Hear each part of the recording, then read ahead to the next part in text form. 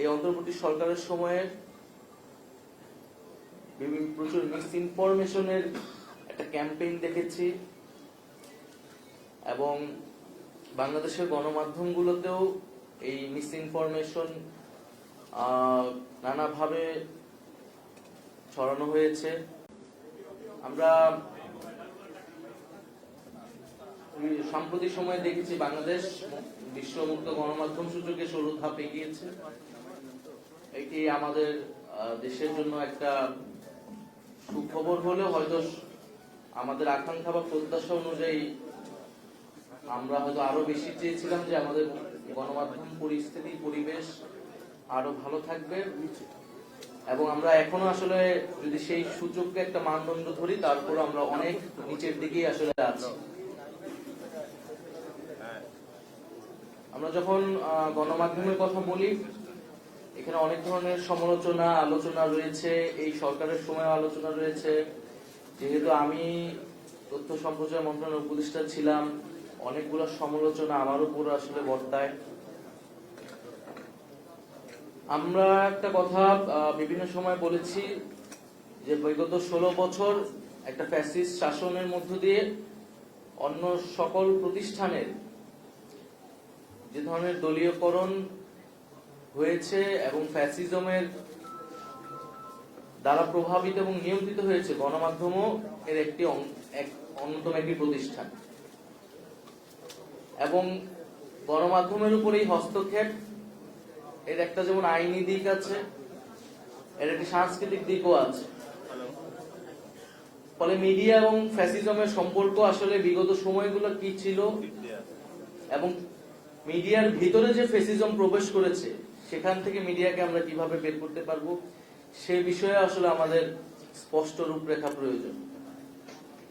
কারণ আমরা দেখছি মিডিয়া ও ফ্যাসিজমের যে সম্পর্ক বিগত সময়ে ছিল, যদি সেই সম্পর্ক থেকে সেই আদর্শিক আধিপত্য জায়গা থেকে যদি মিডিয়া বের না হয় তাহলে আসলে এই জুলাই গণঅভ্যুত্থানের পরবর্তীতে আমরা যে মুক্ত গণমাধ্যমের প্রত্যাশা করি এবং জনগণের মিডিয়ার প্রতি যে আস্থা বিশ্বাসের জায়গা সেটি সম্পূর্ণরূপে নিশ্চিত হবে না। ফলে মিডিয়ার সুশাসনের বিষয়টি মিডিয়ার ভিতর থেকেই নিশ্চিত করা উচিত, সে বিষয়ে উদ্যোগ গ্রহণ করা উচিত। দ্বিতীয়ত, আমরা এই অন্তর্বর্তী সরকারের সময়ে প্রচুর মিস ইনফরমেশনের একটা ক্যাম্পেইন দেখেছি এবং বাংলাদেশের গণমাধ্যমগুলোতেও এই মিস ইনফরমেশন নানাভাবে ছড়ানো হয়েছে। সেই জায়গা থেকে আমাদের আরো সচেতন এবং পেশাদারিত্বের জায়গা আসলে আসা উচিত। কারণ দল হিসেবে বা একটা রাজনৈতিক শক্তি হিসেবে আমরা বিভিন্ন সময় এটার ভিকটিম হয়েছি এবং হচ্ছি। আমাদের বিভিন্ন সময় বিভিন্ন কথা ভুলভাবে স্থাপন করা হচ্ছে এবং একটা মিডিয়া কর্তৃক একটা রাজনৈতিক মেরুকরণের চেষ্টার জন্য বিভিন্ন সময় আমাদের বক্তব্য কোর্টকে করতে পারি, সেই রূপরেখা তৈরি করতে পারি, এটি আমাদের জন্য ভালো হবে।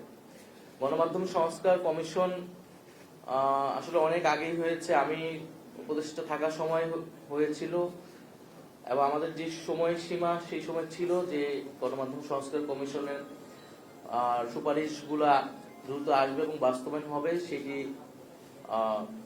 অনাকাঙ্ক্ষিতভাবে অনেক দেরি করছে। তা আমি মনে করি যে সেটি দ্রুত হওয়া উচিত, কারণ সেই সংস্কারের রূপরেখাগুলো আসলে এবং বাস্তবায়ন হওয়া শুরু করলে আমরা আসলে বলতে পারবো যে জুলাই গণঅভ্যুত্থানের পরে আসলে গণমাধ্যমের পরিবর্তনটা দৃশ্যমান হচ্ছে। গণমাধ্যমে যেই মালিকানার বিষয়টা আসছে আমরা এটা সমর্থন করি যে মালিকানার বিষয়টা সুস্পষ্ট হওয়া উচিত। আর বিভিন্ন কর্পোরেট মালিকানা কোনো একটি গোষ্ঠী বা বিভিন্ন কায়েমি স্বার্থে গণমাধ্যমকে ব্যবহার করার সুযোগ পায়। ফলে গণমাধ্যমগুলো জনগণের কথা না বলে বিশেষ রাজনৈতিক উদ্দেশ্য অনেক সময় ধারণ করে। সেই জায়গায় রাজনৈতিক দলগুলোকে যেরকম তাদের অর্থনৈতিক স্বচ্ছতার জন্য এই সময়ে অ্যাকাউন্টেবল করা হচ্ছে, আমাদেরকে অ্যাকাউন্টেবল করা হচ্ছে, একইভাবে মিডিয়ার যে আয়ের গণমাধ্যমে যে বিনিয়োগের উৎস মালিকানা, একটি কর্পোরেট মালিকানা কতটি পত্রিকা থাকতে পারবে সে বিষয়ে আমাদের নীতি, সুস্পষ্ট নীতিমালা প্রয়োজন। এবং বিগত 16 বছরে, বিশেষত ইলেকট্রনিক মিডিয়ার ক্ষেত্রে মিডিয়ার বিকাশটা বিগত 16 বছরে হয়েছে এবং প্রচুর ইলেকট্রনিক মিডিয়া ছাড়পত্র পেয়েছে, লাইসেন্স পেয়েছে। সেটারও আসলে নীতিমালা প্রয়োজন এবং সেই সময়ে যে উদ্দেশ্য থেকে বা যেই ধরনের ব্যবস্থাপনায় এই মিডিয়াগুলো তৈরি করা হয়েছিল, অভ্যুত্থান পরবর্তী সময়ে আসলে তাদের কি সেই মিডিয়াগুলো বিষয়ে আসলে কোনো ধরনের নীতি আসেনি। তো জাতীয় নাগরিক পার্টি মুক্ত গণমাধ্যমের পক্ষে বিশ্বাস করে এবং আমরা বিশ্বাস করি যে গণতন্ত্র চর্চার জন্য, মানুষের মত প্রকাশের স্বাধীনতার জন্য মুক্ত গণমাধ্যম একটি অতি গুরুত্বপূর্ণ মানদণ্ড। ফলে আমাদের এই আন্দোলনেও কিন্তু মত প্রকাশের যে অধিকার, সেই অধিকার হরণ থেকেই এই আন্দোলনের যাত্রা শুরু। ফলে জুলাই গণঅভ্যুত্থানের সেই আকাঙ্ক্ষাকে ধরেই আমরা বলতে চাই যে ভবিষ্যৎ বাংলাদেশে আমরা গণমাধ্যমে যে ধরনের দলীয়করণ দেখি, গণমাধ্যমের উপরে সরকারি হস্তক্ষেপ দেখি, গণমাধ্যমের উপর নানা ধরনের সামাজিক চাপ দেখি, সেগুলা থেকে বের হয়ে সত্যিকার অর্থে গণমাধ্যম কাজ করতে পারবে এবং সাংবাদিকরা তাদের নিরাপত্তা এবং পেশাদারিত্ব বজায় রেখে মানুষের পক্ষে সেই কাজগুলো করতে পারবে। এই বিগত এই অন্তর্বর্তী সরকারের সময়ে গণমাধ্যম যে কিছু নানামুখী চাপের মধ্যে বিভিন্ন সময় পড়েছে। একটা হচ্ছে সরকারি হস্তক্ষেপের জায়গা গণমাধ্যমের উপর অনেক কমেছে বলে আমি, বরং বিভিন্ন সময় যখন এই আলোচনাগুলো এসেছে আমরা গণমাধ্যমের পক্ষে থেকেছি।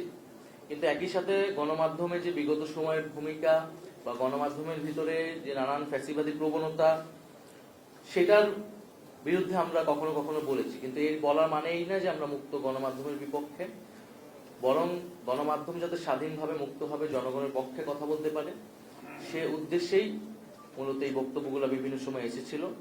তো আজকের আলোচনায় সম্পাদক পরিষদকে আন্তরিকভাবে ধন্যবাদ এবং কৃতজ্ঞতা জানাচ্ছি এবং আমরা সে আকাঙ্ক্ষা করি, সেই প্রতিশ্রুতি রাখি যে বাংলাদেশে একটি মুক্ত গণমাধ্যম এবং সত্যিকার অর্থে একটি গণতান্ত্রিক ব্যবস্থা গড়ে উঠবে। ধন্যবাদ।